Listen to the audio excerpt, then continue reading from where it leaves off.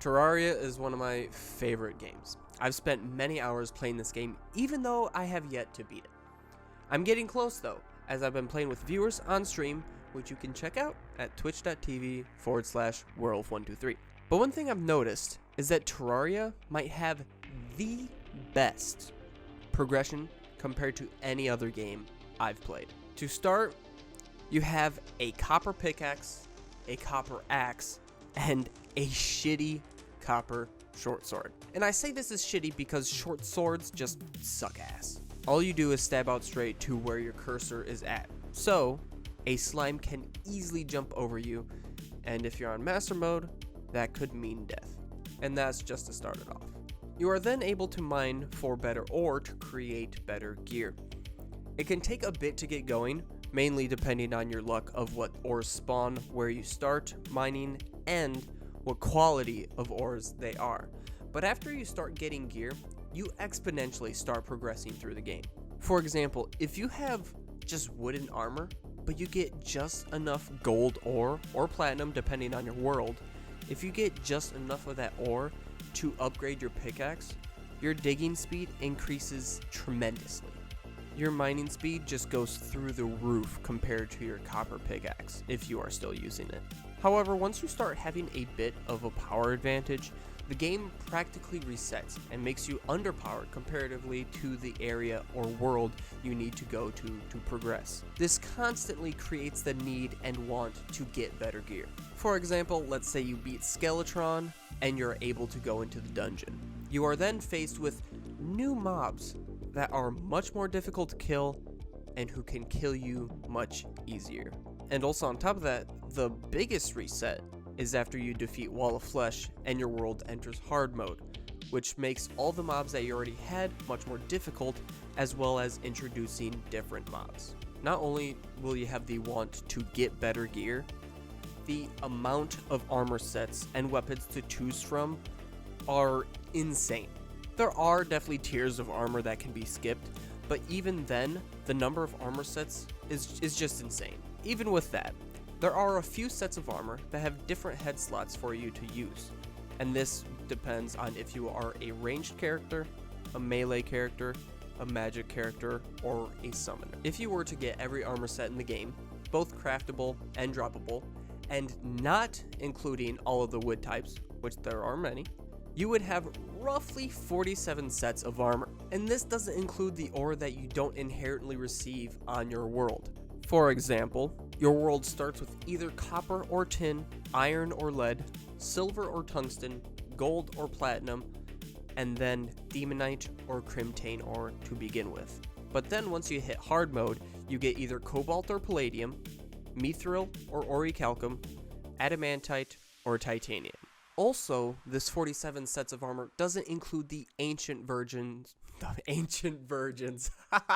Also, the 47 sets of armor does not include the ancient versions of Cobalt, Shadow, or Hollowed armor, which are interchangeable with their normal counterparts. I kind of mentioned this before, but there are two main portions of the game: normal, or pre-hard mode, and hard mode. Pre-hard mode is seen as the introduction and tutorial of the game, while hard mode is the actual game. Both portions have multiple bosses and points of progression in their own right.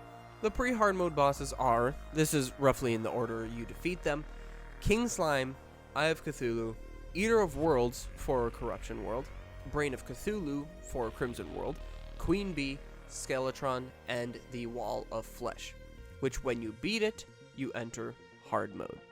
And after entering hard mode, these are the bosses that you face, again in a relative order of killing: Queen Slime, the Destroyer, which is the mechanical version of Eater of Worlds, the Twins, the mechanical version of Eye of Cthulhu, Skeletron Prime, you figured it out, the mechanical version of Skeletron, Plantera, Golem, Duke Fishron, Empress of Light, Lunatic Cultist, and finally, Moonlord.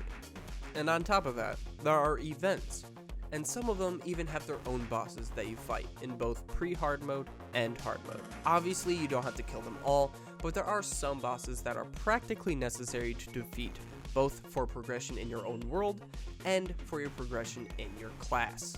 For example, if you are a ranged character and have the Tsunami from Duke Fishron, but have not defeated the Old One's army, that's kind of fine because the Tsunami is a better bow than Aerial Bane. The Aerial Bane is dropped from Betsy at the end of Old One's army.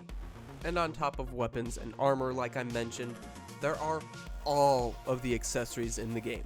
Now, I won't go over every single one because of the numerous amounts of them, and because the different accessories will help you differently from class to class. But the accessories add more progression to the game outside of weapons and armor.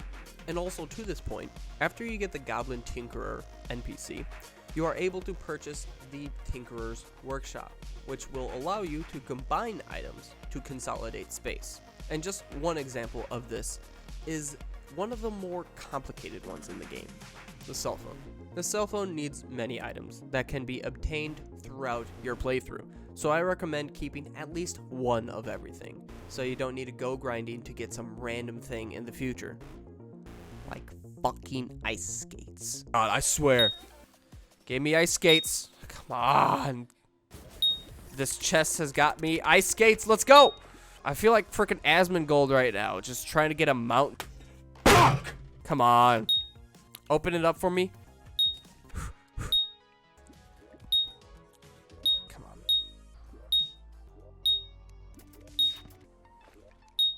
Dear RNGesus. Give me fucking ice skates, man! Look at this.